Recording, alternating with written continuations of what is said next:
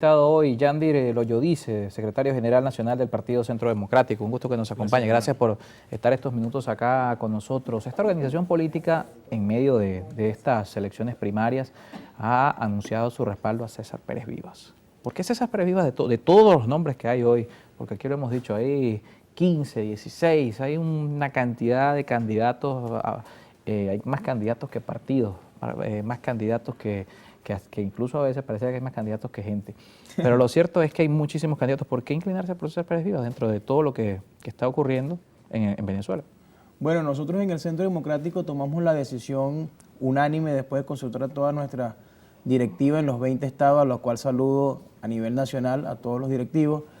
Luego de un gran proceso de consulta y de evaluar, nosotros tenemos un año y medio cercano y evaluando a lo que es el trabajo político del doctor César Pérez Vivas, un hombre que tuvo la valentía cuando todos se negaron a ir y a exigir el derecho del referéndum revocatorio, un hombre que le dijo a Venezuela, los derechos no se entregan, los derechos se pelean, se luchan, y por eso nosotros creemos que César Pérez Vivas es un hombre que tiene la suficiente madurez y capacidad para lograr lo que se necesita hoy en Venezuela, que no es solamente cambiar el modelo político, es reencontrar a los diferentes modelos políticos que hay en Venezuela.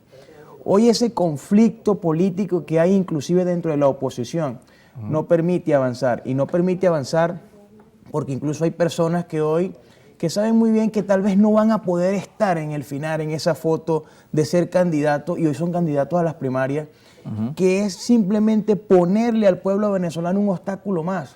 El país no está para más ensayo y error. El país necesita de una vez por todas salir de esta crisis. Y no podemos salir de la crisis llevando a un candidato que gane las primarias e inhabilitado. O sea, claro, este es un tema bastante importante.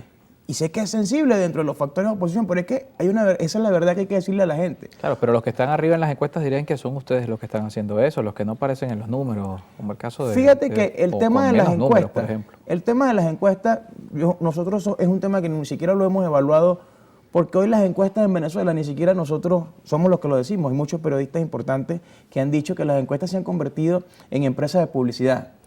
Y si evaluamos un poquito más atrás... Algunos las comparan con las rocolas, a las encuestas. Eso es cierto, muchos lo decían, y hay otra gran realidad. Si vamos a comparar las encuestas, veamos a esa Irene Sáez, esa belleza venezolana que tenía todos los números en las encuestas y fue totalmente arrollada por un Hugo Chávez, que fue un fenómeno electoral del momento. O sea, hay una gran realidad. Ahora, hay un fenómeno que está sucediendo en Venezuela.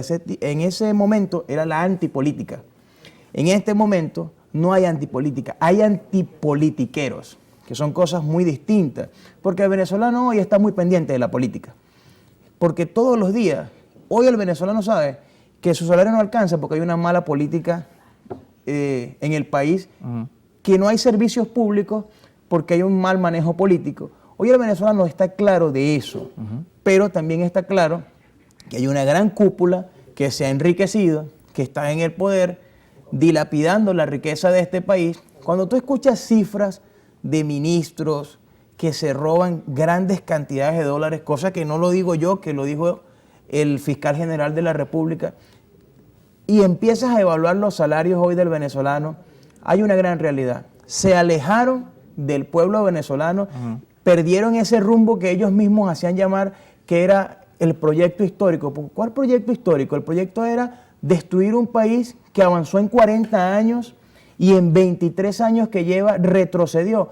Hoy Venezuela llegó a tener el salario más bajo del continente. O sea, hoy Venezuela, un país tan rico que llegó a ser en su momento la cuna de todo el inmigrante, hoy tiene la diáspora más grande del mundo. O sea, ya el problema de Venezuela ni siquiera es un problema de nuestro territorio, es un problema mundial. O sea, el país, Venezuela hoy se convirtió en el problema del mundo. ¿Por qué? Porque tenemos una diáspora dispersa que se ha ido huyendo de este país, de la mala vida que hay en este país, de los malos salarios, y se van a buscar el futuro en otros continentes, cosa muy triste porque lo he venido viendo bastante con preocupación, cómo los jóvenes están siendo asesinados, cómo mueren en los diferentes países del mundo. ¿Cuántos jóvenes no murieron cruzando la selva del Darién? Porque veían el caso del Río Bravo también. Veían inclusive más fácil irse por ese río, cruzar esa selva, que seguir aquí. ¿Por qué? Porque no hay oportunidades.